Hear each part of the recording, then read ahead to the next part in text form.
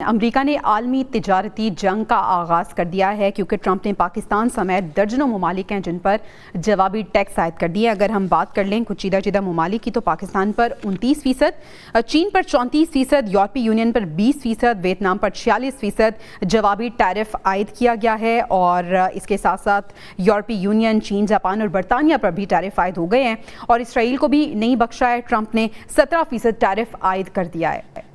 واقع صاحب، یہ اقدام آپ کس طرح سے دیکھ رہے ہیں؟ واضح ڈونلڈ ٹرمپ نے کہہ دیا ہے کہ اپنی مصنوعات یا تو امریکہ میں بنائیں یا پھر ٹیرف ادا کریں۔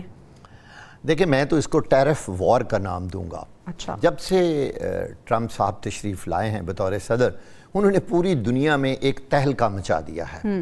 کبھی تو انہوں نے آتے ہی الیگل امیگرینٹس، مائیگرینٹس کو امریکہ سے نکالنے کا کام شروع کر دیا اور جہاز بھر کے لوگوں کو واپس بھیج دیا اور مزید لوگوں کے آنے پر پابندی لگا دی، جس سے پوری دنیا میں امریکہ کا جو چہرہ ہے اس کا وہ جو ایک فیس سیونگ تھی نا، وہ ختم کر دی۔ وہاں کی عوام اب اس مسئلے کا شکار ہے۔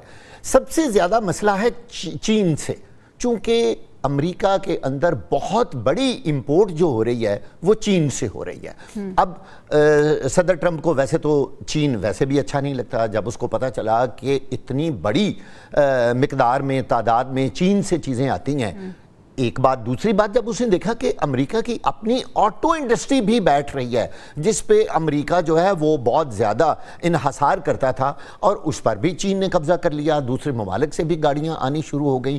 اسی طرح جو پاکستان سے چیزیں جائیں گی ان پر بھی 29% ٹیرف اب انہوں نے لگا دیا۔ ویسے تو پاکستان کتنا امریکہ میں سامان بھیجتا ہوگا، ہماری تو ویسے ہی ایکسپورٹ بہت کم ہے، لیکن اس کو کہتے ہیں پوری دنیا کو ٹف ٹائم دینا، لوگوں کو مصیبت میں مبتلا کرنا۔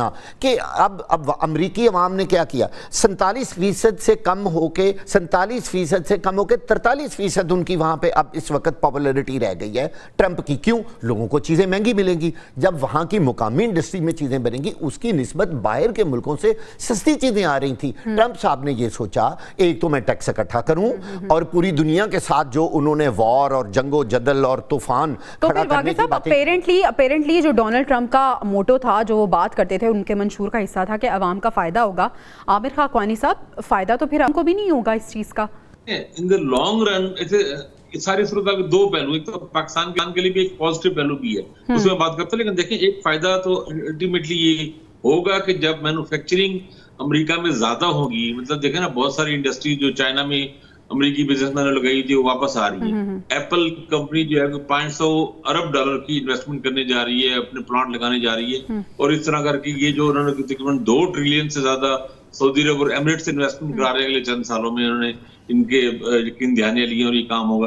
اور یہ جو ٹریڈ ڈیفیسٹ بھی امریکہ کا بہت سارا کم ہوگا نا۔ دیکھیں یہ بالکل ایک یک طرفہ معاملہ چل رہا تھا۔ ایک لحاظ سے ٹرمپ کا پوائنٹ تو ٹھیک ہے کہ جب امریکی مصنوعات پہ اتنا زیادہ ہیوی ٹیرف لگایا ہوا ہے، انڈیا نے لگایا ہوا ہے یا اور ملکوں نے لگایا ہوا ہے، تو امریکہ کو یعنی جواب میں کیا مل رہا ہے؟ تو وہ اپنے ایک اپنا جو ایک بیلنس کرنے کے لیے کوشش ہے، اور اس میں اچھا پاکستان کے لیے پوائنٹ میں خالی اس اینگل پہ غور کریں کہ جو لارجسٹ پاکستان کی $5 ارب کی وہاں پہ ایکسپورٹ ہے پاکستان کی، اور وہ زیادہ تر موسٹلی ٹیکسٹائل ہے۔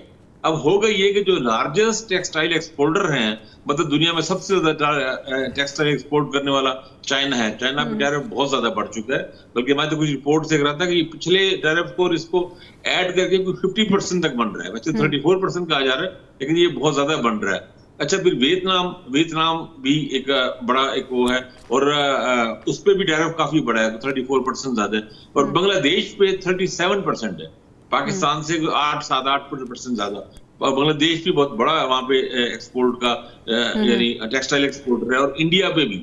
تو میرا خیال ہے کہ پاکستان کے لیے ایک موقع بھی پیدا ہوا ہے کہ یعنی جن لوگوں کی وہاں پہ ٹیکسٹائل کی وہاں پہ ایکسپورٹس زیادہ پاکستان سے زیادہ بڑے پیمانے پہ تھی، وہ ان پہ جو ٹیرف ٹھیک ہے، یعنی یہ جو کرائسس ہمیں فیل ہو رہا ہے، اس میں اپرچونٹی تلاش کرنے کی ضرورت ہے۔ حامد صاحب، یہ جو ٹیرف کا اعلان کیا ہے، آپ اس اقدام کو کس طرح سے دیکھ رہے ہیں؟ کون کون سے معاشی شعبے ایسے ہیں جو آپ کو لگتا ہے کہ متاثر ہونے والے ہیں؟ دیکھیے یورپ اور چائنا نے تو اس کو معاشی ایٹم بم گرانے کے مترادف قرار دیا ہے، لیکن دوسری جانب بات اہم یہ ہے کہ ٹرمپ کے ان اقدامات کے نتیجے میں پوری دنیا کے اندر جس انداز میں معاشی طور پر ایک نئی جنگ کا آغاز ہو رہا ہے، اس کا دیکھنا ہوگا کہ آئندہ آنے والے دنوں میں اثرات کیا ہوں گے۔ خود امریکی عوام کو بھی مہنگائی کا سامنا کرنا پڑے گا، اور یہ جو صدر ٹرمپ کا کہنا ہے کہ جی وہ اپنا with in America make in امریکہ کرے، تو یہ چند دنوں میں نہیں ہوتا۔ بے شمار چیزیں ایسی ہیں جس میں امریکہ خود کفیل نہیں ہو سکتا ہے۔ لیکن